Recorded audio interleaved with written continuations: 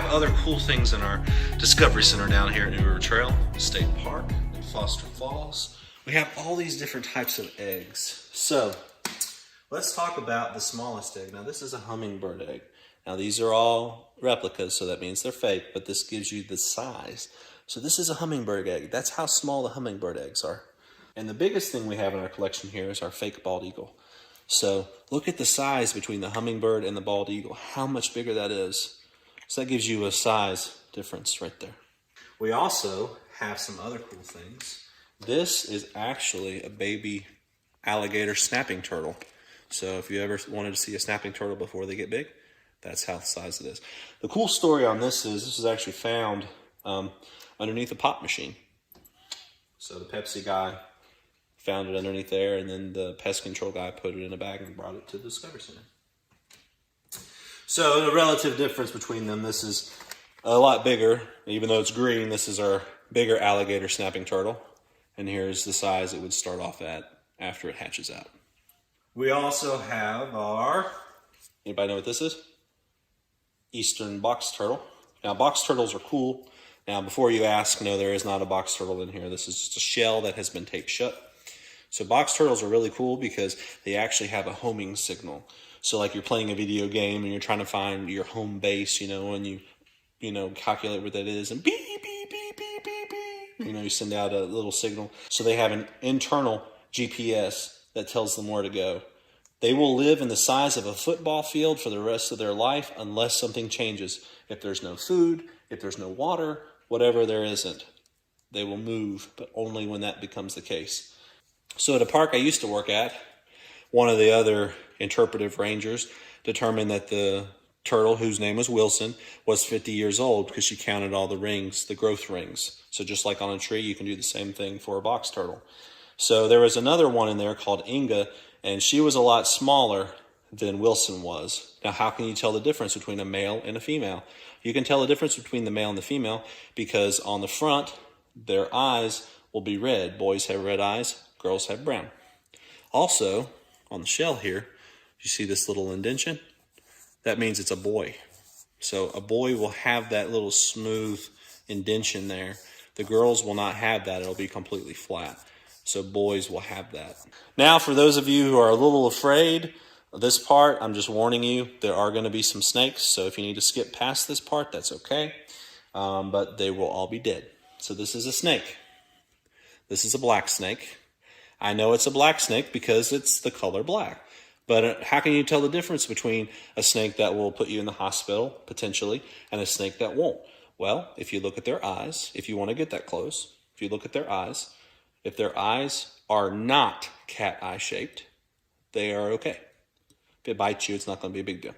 But if the eyes are cat eye shaped, it's called a pit viper. And those are the kind that when they bite you, it will hurt you and you potentially would have to go to the hospital. Now, the poisonous and not poisonous thing, things that are poisonous, you actually eat. So if I eat a mushroom that is not good for me, that is a poisonous mushroom. Things like this is not considered poisonous because I'm not eating. Now, if you were to eat a poisonous snake, that would be what to do. But we're talking about venomous. So let's talk about a venomous snake now. So in the case here, you see the rattlesnake. So we do have rattlesnakes. This is the kind of rattlesnake they actually have out west. We do not have these here. We have the eastern timber rattlesnake. This is a diamondback rattlesnake. You can see the diamond shape on its body there. We know that it's a pit viper because if we look in its mouth, we can see that it has two fangs on the top and some smaller teeth on the bottom. So that is definitely a pit viper. Another way you can tell is the skin will look almost like a dragon scale. So it's like a diamond shaped on top of another one on top of another one. That's another way you can tell that it's a pit viper. The kind of rattlesnakes we do have around here is this timber rattler. So you can see it's a little different from the diamondback rattlesnake. So again, another way we can tell that this is not a good snake is because the head has got the cat eyes in there. Also, the head is triangular shaped, almost like an arrowhead. So those are some visual signs that if you see a snake, you might want to avoid one that's like this. Another thing we have our black snake eggs. This is what they hatched out of. Some other snakes we have. Here is a little, this is a northern water snake, I believe. So again, not a threat. Doesn't have a cat eye. Here is a ring snake. So these little ring snakes, they're not really going to hurt you. They like to eat earthworms and things. And it's a ring snake because it's got that yellow ring on its head. This is a copperhead. Copperheads have that triangular shaped head and they have that cat eye. They also have their scales. To me, the scales of the ones that can hurt us look pretty gnarly. They look almost like dragon scales or like some type of armor. So those are definitely telltale signs. That one you would definitely want to avoid. Now this one back here, this is a blue jay. Fortunately the head fell off of it, but we can definitely see it's some type of bird. We can also see the little tubes just like on the owl. This one's a lot smaller, but the cool thing about birds, how can they fly? They actually have hollow bones. So we cannot fly because our bones are too heavy. It would take a lot of muscle for us to be able to fly. Over here, this is actually a bat that I donated to the Discovery Center. This was caught actually by my aunt's cat. I'm not quite sure what bat it is. I've not identified it yet, but this I definitely wanted to put in the collection. This is a rhinoceros beetle. So you can see it's called rhino beetle because it has the rhinoceros horn. So this is a black snake skin. Now the difference between the diamondback and the black snake, we can look at the skin. So here in the skin, it's circular. It's basically looks not as scary as the skin here. This to me looks almost like a bulletproof vest or something. So this definitely has some reinforcement on its scales. Here we're just kind of scales that are kind of circular. So definitely not something that's going to really hurt us if it bites us. So this one was actually found in the shot tower. So there used to be a snake when I still worked here that we named Roy that actually used to be in the shot tower. So every morning when I would have that shot tower program, I would go up there and I would make sure I could find him so I could get him out of there so people would not be scared. So they could actually climb the shot tower. So we called him Roy the Snake because of one of the interpreters that used to work here. How would you like to catch something like this in the river? So some of you might actually know what this is. This is a muskie. So muskies are in New River, but they're only down in the Allisonia area, and they can be up to 15 feet, and they can be up to 25 as well. 15 feet is kind of the limit. If it's below 15 feet, you got to throw it back. But you can go to Allisonia, part of the New River Trail, and where it's deep there, put your line in, and maybe you'll be able to catch one of these.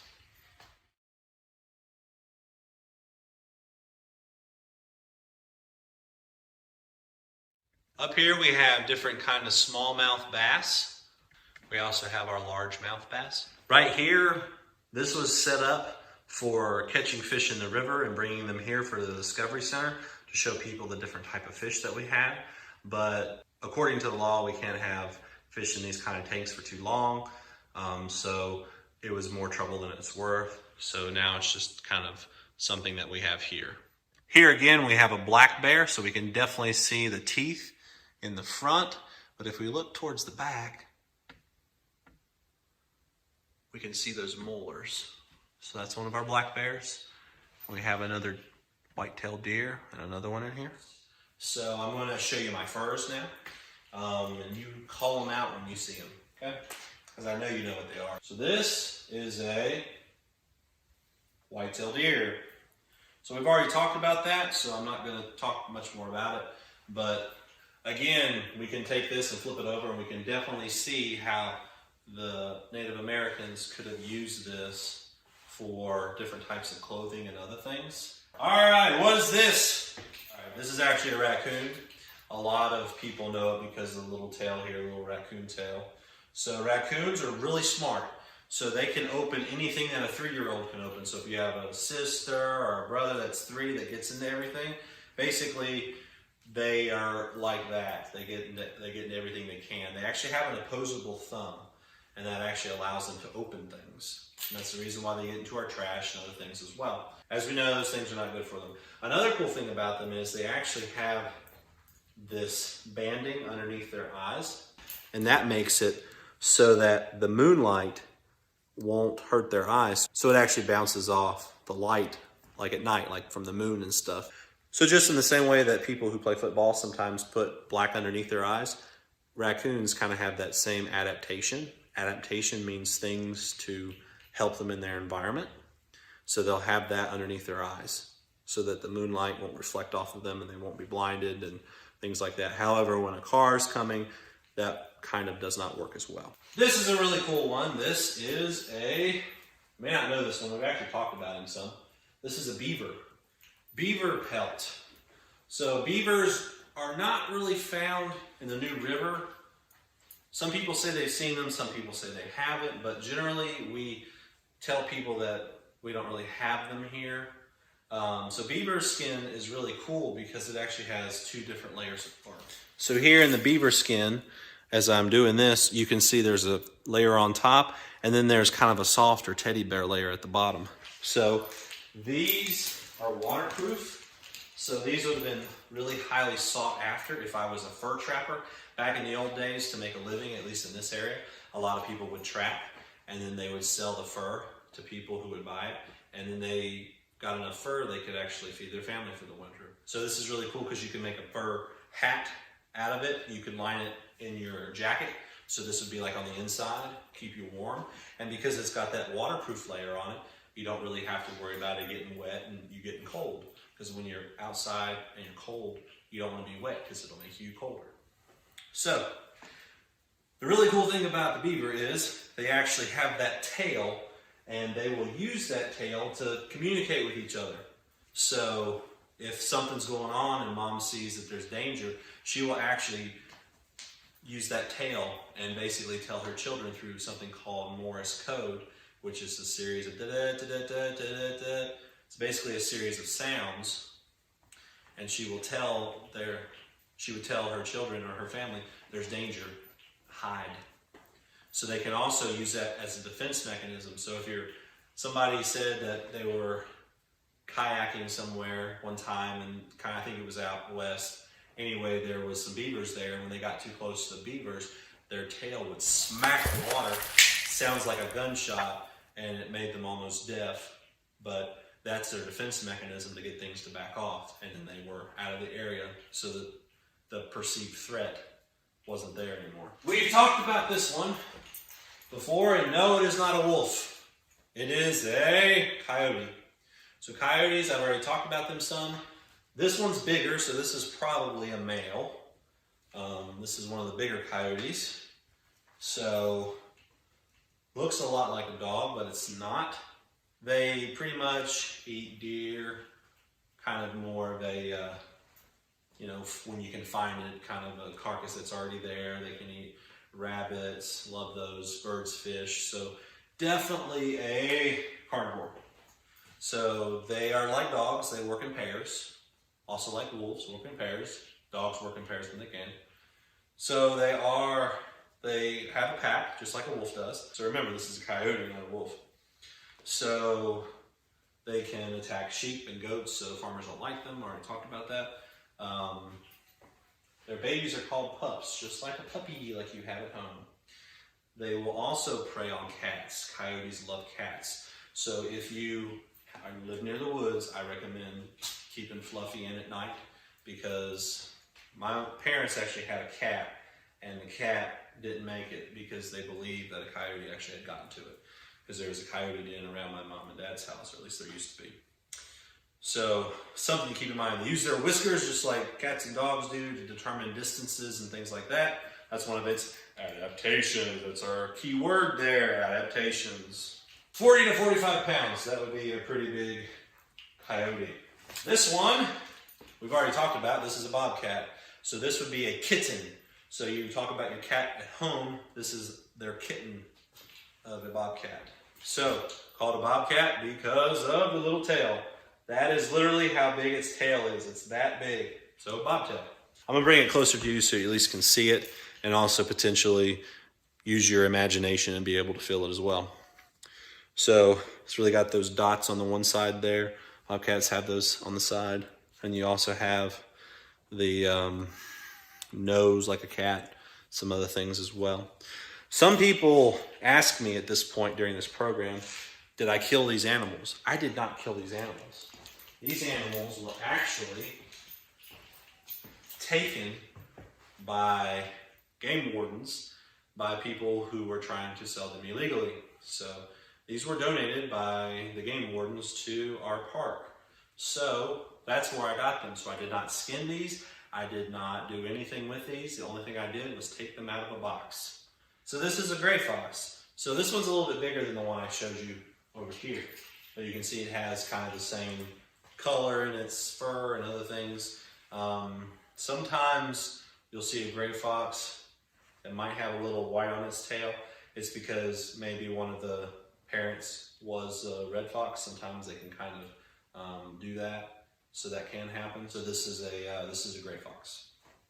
All right, we're almost done with this. So this one's seen better days because this has been used for a lot of different skins and bones programs. But this is a groundhog. I'll go ahead and give this one to you. So around here in our area, we also call these whistle pigs because they will actually whistle to each other when there's danger. So if you see a groundhog by the road or anything like that, and you're not driving in your car because this won't work, but you see a groundhog by the road and it will actually take off running because the whistle means that there's danger. So they actually have a cousin in the west of our country called a hoary marmot. Not a hairy marmot, but a hoary marmot. And it looks very similar to a groundhog. It's just kind of more of a white and gray color. This one is a possum. Some of you might have seen these before. Or another affectionate name I call them is roadkill.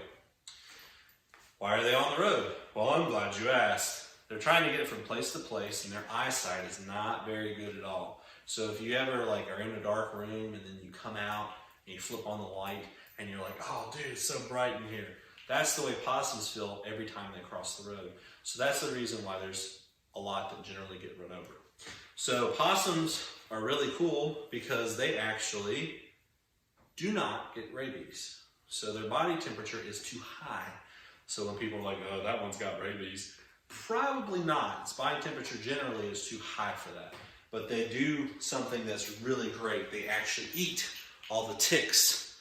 So they love ticks. So if you like whatever kind of candy you like, that's like their candy. So they like tick candy. So all those ticks that your dog gets on them and stuff like that, possums will take care of that. Granted, you gotta be careful because they also will eat your cat food. Anyway, so that is a possum. So you can see the possum has got the cool layers of fur. How old are these furs? You know, I don't really know. If you preserve a fur really well, it can last for a long time. All right, anyway, moving on. Here's my last one. Anybody know what this is? It's a cat. No, it is a skunk. Now, when you ask, yes, there is still a slight skunky smell. This is a skunk, but around here, some people, maybe your grandma, grandpa, will call them polecats. Polecats because it looks like there's a bunch of white in the middle of it. So it looks like a pole in the middle of the skunk. So skunks are really cool. Want to stay away from them, obviously.